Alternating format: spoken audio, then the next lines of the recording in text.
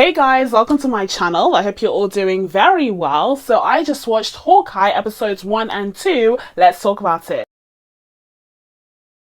So Hawkeye episodes 1 and 2 just dropped on Disney Plus, giving us an insight into the next MCU Disney Plus series to arrive in 2021, a year that has been full of MCU content. Now here we get an insight into the life of Hawkeye, aka Clint Barton, one of the more underrated Avengers, one of the more kind of laughed about and parodied Avengers, because of course he's not one of the big three. He's not Iron Man or, Captain America or Hulk or Thor. He is a more underrated Avenger because he's human and he shoots a bow and arrow and that's about it. But he's very good at what he does. So it is interesting to get to see an insight into Clint's life, especially at this point in time when it's after the blip, after everything that's happened during the Infinity Wars and such, and of course after the death of his close friend Natasha. So we meet him at this stage and he is just trying to reconnect with his family up until this point, and he does end up stumbling across another Hawkeye or soon to become another Hawkeye in Kate Bishop. But I'm getting ahead of myself here. Before we dive into my thoughts on the first 2 episodes of Hawkeye, as per usual, if you haven't already, please be sure to subscribe to my channel and make sure you turn on your notifications so that you can be told when I upload next. Now without further ado, let's get into my thoughts on episodes 1 and 2 of Hawkeye. So before we dive into my thoughts on the first 2 episodes of Hawkeye, I did just want to mention that this series overall is heavily inspired by the Matt Fraction run of the character in the comics. Now, this is apparently a very popular series in the comics. I personally am not, familiar with it because I don't read the comics, as I always say. But even still, I will say, despite the fact that I don't read the comics, I have been, aware of this run and aware of the characters that he introduced into the Marvel lore through other means, aka Tumblr, aka Tumblr, and aka fan fiction. Listen, I recognize the characters of Kate Bishop. I recognize the pizza dog, please. The pizza dog, are you kidding me? I got super ecstatic when I got to see a live action version of this iconic character. I believe the first ever pet in the MCU, like genuine pet, I believe, unless we're counting Scott's ants. But yeah, so I'm really excited to see these characters be introduced into the MCU. And of course we have Hailee Steinfeld portraying the character of Kate Bishop, a fan favorite casting choice, and I feel like from the first 2 episodes that we have gotten, that seems to be an excellent decision that the MCU has made in incorporating her as part of this franchise, because she just seems to fit right in from what we've seen so far. And I am also a fan of Hailee Steinfeld in general. Earlier this year I did do a review of season 2 of Dickinson over on Apple TV Plus, and now we actually have a 3rd season of Dickinson dropping on a weekly basis concurrently with the Hawkeye series, so it'll be fun to get to see her on both platforms. But yeah, I'm a fan of Hailee Steinfeld, and like I said, from what we've seen so far, she just fits right in to the franchise. And going back to Matt Fraction himself, I will say, based off of what people are saying and how heavily influenced the series seems to be on his work in the comics, it was nice to see that he was credited as an executive producer on the show, because it makes sense, they're mining his ideas, so they may as well pay the man, okay? And also, I did notice as well, at the beginning of this series, or on the title sequence, it's named as like a Kevin Feige production. Have we seen that before? That's different, right? Because we always see that Kevin Feige is like an executive producer or a producer on these projects, but I've never seen a Kevin Feige production. That's interesting to me. I wonder what that means. Okay, so now let's get into what actually happened in the first 2 episodes of this series. So in episode 1, we actually start off back in 2012. Now, for many of us Marvel fans, 2012 means one thing and one thing only. Okay, the Chitauri invasion led by Loki. immediately, as soon as you see 2012 in a Marvel film, you know you're going to get a reminder of the events of the first Avengers film. And yet again, we are shown these events play out, except this time around from a different perspective, because we're actually introduced into the home of a young Kate Bishop and her parents, and she lives in this like glorious house. What is that house called? I'm too poor to know. Like, what is that kind of house called? I'm showing my poverty here, but is it like a penthouse or something? I don't know. Like, I don't know New York architecture, but I think it's a penthouse that looks like a mansion, but it's like at the top. It's cool though. It's stunning. It's gorgeous, and she's clearly grown up in a lot of privilege and wealth. But even that doesn't save her from a whole alien invasion, because she promptly ends up losing her father right at the beginning there. Her mother manages to save her, and she ends up having to grow up without a father in her life. But before we get into that part, I did just want to mention that the little girl who portrays a young Kate Bishop, bless her heart, bless her soul, truly, I don't want to be picking on her, but her voice was kind of grating on my nerves. Her voice was kind of grating on my nerves. You could tell she was a theatre kid, is all I'm saying. But we'll swiftly move along. Anyways, it seemed as though at the beginning of the episode, there seemed to be some tension between the mum and the dad because of some kind of disagreements. And it seemed as though, you know, Kate's father may have grown up in wealth, and that may not be the case for her mother. So something was wrong already, but that wasn't resolved, and he ended up dying anyways. And then we cut to the funeral scene where it's just Kate and her mother mourning the loss of her father, and she kind of takes this vow, like you can see in her eyes in that moment, she takes this vow to protect herself and to protect her mother should anything like this happen again.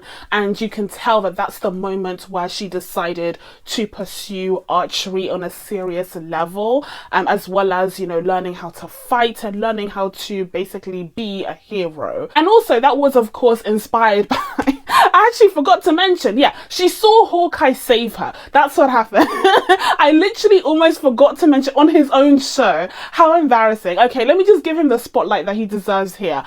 So her whole wall came crashing down, and she was able to see one of the T'Chari heading right towards her during the attack. But then just as they were about to head towards her, Hawkeye took the T'Chari down, and he ended up saving her life basically. And her seeing him using that bow and arrow to save her in that way, such a heroic way, really left an impression on her, and that's what drove her all those years to be the best at archery that she could possibly be, as well as taking on, you know, karate and all of these other martial arts to become an expert fighter. It's after the funeral scene that we actually get to see what becomes of Kate in adulthood, but before the funeral scene we do have that really cool title sequence for the show.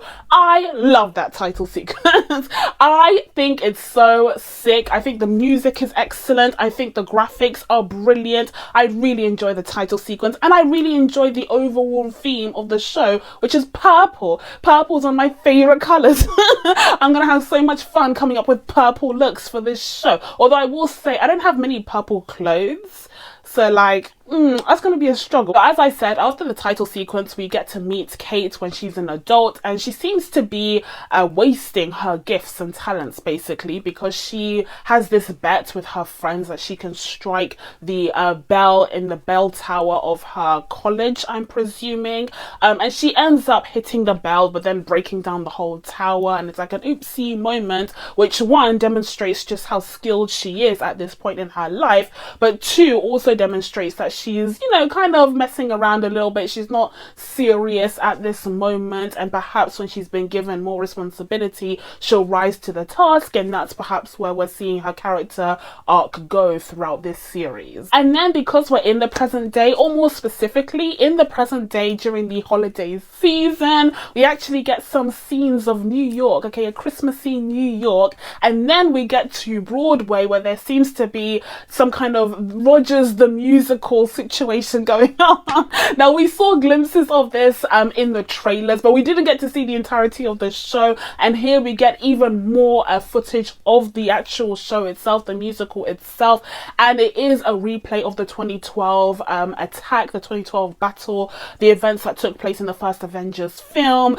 And they have a very, special guest of honor during that showing, because Hawkeye himself is sitting there with his kids watching the events of the T'Chari invasion take place on stage with these like dancers and these theater performers, and it looks camp and it looks irreverent, and it's probably giving him a ton of PTSD flashbacks, and it's just such a weird situation seeing these actors kind of singing and dancing about these events that were terrifying, that were traumatic as hell. But it seems as though his kids wanted to go see the show or something along those lines, and he just wants to give his kids a nice Christmas for the first time in ages, because so much has happened probably since the last Christmas that they had together. And so you see him try to tough it out, but he needs a moment and he takes a break later on. But first of all, I did just want to mention that another thing that seems to be a carry-on from the Matt Fraction run is that Clint is hard of hearing in the series. It's kind of confirmed. I can't remember if it was confirmed previously in other MCU movies, but here it's made very, very clear. Yet another, a character who is hard of hearing or is hearing impaired in the MCU after we were introduced to Makari in Eternals.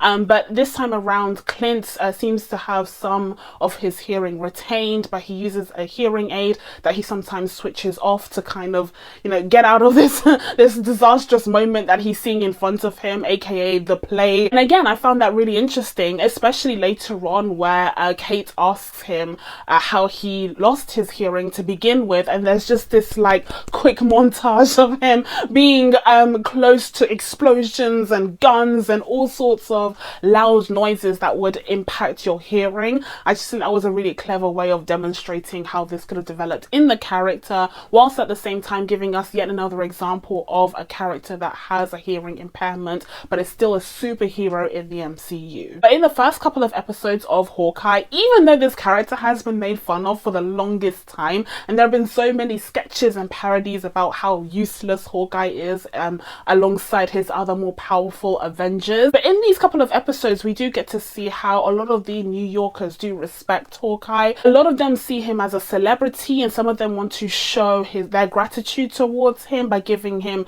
free meals with his children, as we see later on in this episode. And then one such example that we get very early on is when he goes into the men's room and one guy's just waiting for him to, take a selfie with him whilst he's in the men's room, and it's like, damn, like, can I not even have a second? So it's interesting to see how, even though we've always made fun of Hawkeye, like, please, he's not, Iron Man, but he's still an Avenger, he's still a hero, and in this world he's still respected. But as I said, Clint is dedicated to giving his children the best Christmas that he possibly can. It's been a very, very long time since they've been together as a family, and so he just wants to do all of the Christmassy traditional things in New York whilst they're there. And I think it's so adorable getting to see an Avenger who is a parent. Like, I think, we saw a bit of that with Tony Stark and his daughter, but it's not quite the same because he's still Tony Stark, whereas Clint with his kids, like, they're just a regular family. I think it's really endearing, and I think they feel like a genuine family.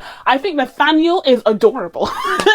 Nathaniel is adorable. Before I was gushing over Pizza Dog later down the line, I was gushing over how adorable Nathaniel is. I was like, oh my goodness, this kid is as cute as a button. I love him, and I love the sibling dynamic that they have between Lila, Nathaniel, and Cooper, I think the older one's name is. Overall, when you're just like considering the character of Hawkeye, I think what they're going for here is the fact that he is human. Like, he's the most human of them all. Even Natasha, like, Natasha didn't have strong familial links the way that Hawkeye does. And in fact, when you consider the kind of contrast between the two characters, where you have Natasha who leans on these strangers, essentially leans on these former assassins for family figures in her life, as we explore in the Black Widow movie, whereas in the case of Clint, he actually has his biological family that he built, but he still went on into the field to be a a hero, to be an Avenger. But then on the other side of New York, we have Kate, and she actually has a very interesting family dynamic herself. It would seem that her mother was able to build her own company and gain more capital since her father died, and so they're living in a very posh side of New York. Okay, she has this doorman who knows her name and calls her Miss Bishop, so like, you already know what's going on. She's a very wealthy, well-to-do Avenger. And so she heads on upstairs to see her mum, and her mum already knows about the bell tower, and again, like, her mum's like, I'm gonna have to pay for this, already letting you know that they're rich, even though her mum is annoyed. Okay, her mum's pissed, but she's gonna pay for it, so they're wealthy. Now her mum has just gotten ready to go to this charity auction, which Kate kind of rolls her eyes at, and she just asks Kate to wear a nice red dress, seemingly to match her nice red dress. That dress is stunning. Is it Valentino? I feel like that dress is Valentino. Correct me in the comments if I'm wrong. We end up seeing that Kate did no such thing. Okay, she did not wear any red dress. She ended up wearing an all black tuxedo, which worked out for her in the end because she blended in with the other waiters. But there seems to be that kind of tension between the two, a very difficult mother-daughter relationship, which we often see depicted in cinema and in television. So I'm interested to see the direction that that's going to take in this series. But that tension only increases when we get introduced to Jack, who is her mother's boyfriend, although later on we find out that they're engaged. And there's, you know, the stereotypical tension there, the kind of jealousy that Kate has over her mother. She wants to keep her mother to herself, and of course she feels like she needs to be loyal towards her father. She doesn't want this man, you know, taking the memory of her father away from her mother. So we've seen that kind of relationship and that kind of dynamic be explored before, but again, let's see where it takes us this time around, because it seems to me that both Kate's mother and Jack, okay, her fiance, are hiding something. So I think there's going to be an extra little oomph to this storyline. Then we get the sequence at the auction itself, and several things happen here that kind of perked my interest, where I was like, what's going on? First of all, we're introduced to this rich man named Armand, okay, Armand the Third, and he has a discussion with Kate, clearly showing that they are familiar with one another. They run in the same circles, but then later on he has a discussion with Kate's mother that looks a little bit that looks a little bit sus, a little bit tense, and Kate is eavesdropping, as she does. Okay, she's been doing it since she was younger, and she's no different now. She's eavesdropping in on the conversation, and she's afraid that Armand is threatening her mother. But I think her mother's up to no good. I think her mother is the villain, and I don't know if you guys like already know the storyline, or if you've read the comics and you're like, Jean, obviously. Like, maybe you already have. Later on we actually see Jack and Armand the Third, who is actually his uncle, downstairs at this black market auction that's taking place right below the charity event that her mother is attending. And Jack actually makes this really high bidding for one of the Ronin swords. You know, Ronin, who was this kind of character that Clint created when he was in his vigilante stage during the 5 years where half of the universe had been slapped out of existence. Yeah, remember that? Remember that storyline that was touched upon in Avengers Endgame? Yeah, well, we're expanding upon that here, and we actually get to see some memorabilia from the days that Clint spent being Ronin. One of them being on auction here was the sword that Jack was prepared to bid $500,000 on, to which Armand turned to him and said, well, you don't actually have that money, boo, so like, what are you doing? To which Jack was like, well, I'll be inheriting that money, so I will eventually get it. And already that was foreshadowing for what was to come. So to me, he's prime suspect for the death of Armand III. But as problematic as the black market auction is, as well as Armand III, who's sus as hell, as well as Jack, as well as Kate's mother potentially, we also have the fifth villains in the form of the tracksuit mafia.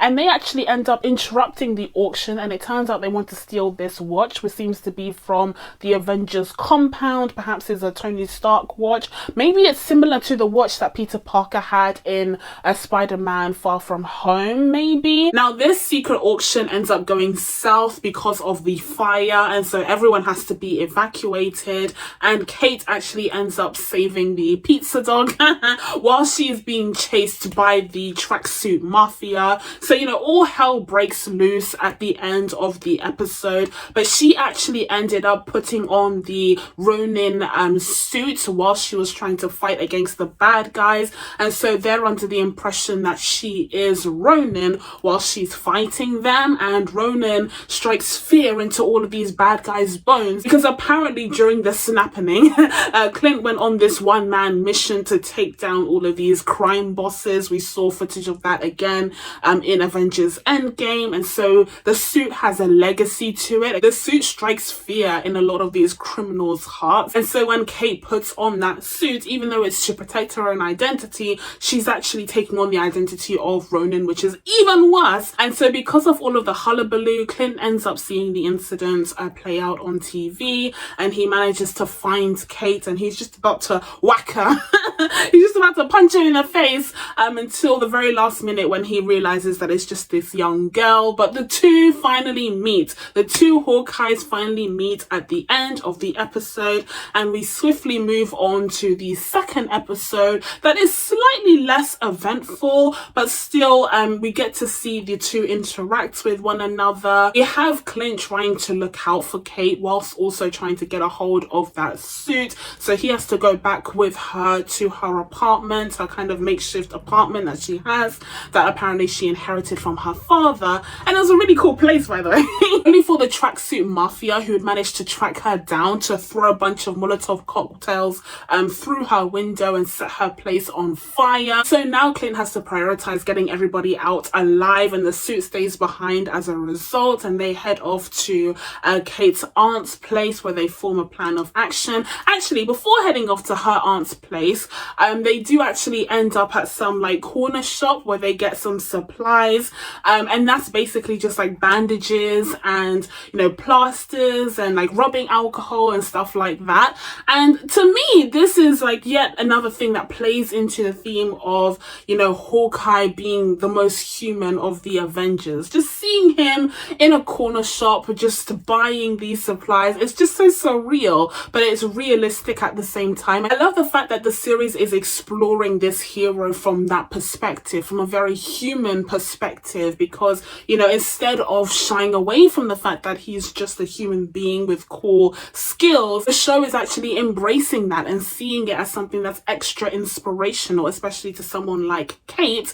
where his skills actually saved her life.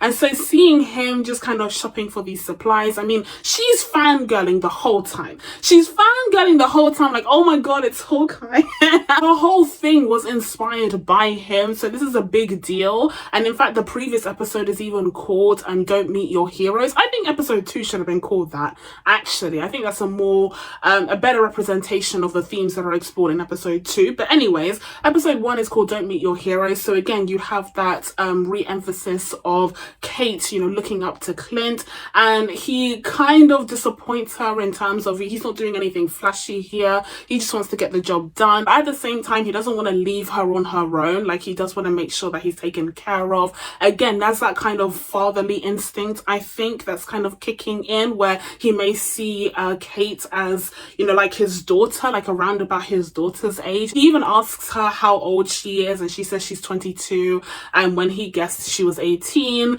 and he just says that's the same thing, like, because to him, he probably sees her as akin to his own daughter. So you can see that fatherly instinct kicking in, and he just wants to make sure that she gets home. Now Clint agrees to stay with Kate until he gets his suit back from her burned up apartment, so he actually takes her to work the next day, and it turns out that Kate works at her mother's security company. And again, I think something sus is going on with Kate's mum, but, you know, we'll see how that plays out later down the line. But in the case of Clint, he's on this mission to find his suit, and it takes him back to Kate's apartment, where unfortunately he's just missed it because someone yanked it and took it to some kind of LARPing event, live action role play, where, you know, there are these people in the park who are dressed as like these medieval people, knights in shining armor, and they're doing this like live role play, and Clint is able to see from socials that one of the guys took the suit just so he could show off in his LARPing event thing.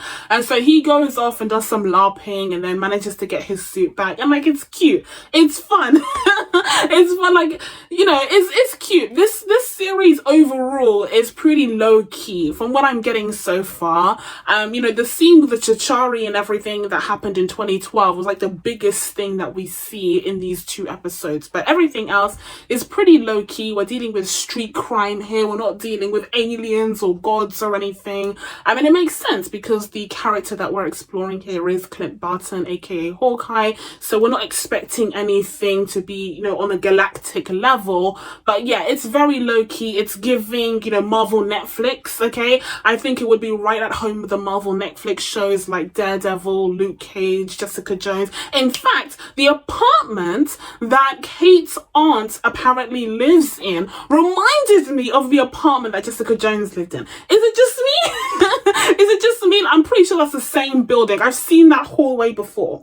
I'm pretty sure it's the same one, okay? But yeah, because I was half expecting Jessica Jones to stumble out like, who are you? And they would have a moment. But yeah, so far from what I'm seeing with the Hawkeye series, it feels very much like a Marvel Netflix show. And honestly, that's okay. We don't need everything to be on the same level as like a low key. I like the fact that the MCU is branching off and using the Disney Plus platform to explore these different stories that are on different levels. Some of them are to do with the multiverse, some of them are to do with global stories, and then some of them are to do with New York and like the neighborhood during the holiday time. And I think that's okay as long as the story is done well, as long as it's well acted, as long as the series is engaging. I think it's fine to have that diversity. In fact, I think it's important to do so that we don't become too monotonous in the storytelling across the board. So like I said, not much happens in episode 2. We do get that scene with Kate and Jack where they have that fencing fight sequence where,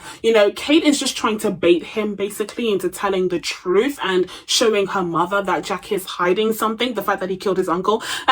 It's so obvious. Like, Kate is like, you know, someone stabbed him, the uncle died, it was a sword that did it, and oh look, Jack happens to be a collector of swords. Like, obviously it was him. Like, come on, why aren't we using brain cells? I think her mum is using brain cells, but she may be in on it. I think that's what's going on. But anyways, she's evil, I'm telling you, because you don't get Vera Farmiga to just play a boring old mum role. I think there's something else going on there. So we do get that sequence play out. That was really cool seeing Kate fence, and she does make the joke that she's an expert in all outdated weapons. And then later on, when Clint is able to get a hold of his suit again, he does try to purposely get himself captured by the tracksuit mafia, and they hold him hostage in some random room which he criticizes, and one of them gets so offended. He's like, do you know what the rent prices are like? Do you know what rent is like in New York? Like, all of the good warehouses are taken. Okay, my guy, like, please, let's start with me on this. He seems to be the location scouter. But Clint is just sitting there kind of humoring them. Like, he wanted to get captured. Just like Loki in the first Avengers film. He wanted to get captured so that he can talk to the boss. And the whole idea is that he wants to somehow show the tracksuit mafia that Kate isn't Ronan, so they can just leave her alone. Because unfortunately, they have her name, they have her ID. It's a bad situation. Unfortunately, Kate, being the hero that she is, she just can't help herself. She was calling Clint non-stop because of her suspicions surrounding Jack obviously killing his uncle, but he didn't pick up, and so she got concerned, and then one person did pick up, and it was one of the tracksuit mafia. And so naturally, Kate, being the hero that she is, the hero in the making that she is, had to go down there, and she jumps through the ceiling, trying to save Hawkeye, not realizing the plan. And so yeah, now we're going to see what chaos ensues as a result of that in next week's episode. But that's it from me. Now that I told you guys my thoughts on Hawkeye episodes 1 and 2, it's time for you guys to let me know what you think of this series so far down in the comments below. Please be sure to subscribe to catch new videos coming up. Thank you guys so much for watching. I really appreciate it, and I will see you in the next one. Bye.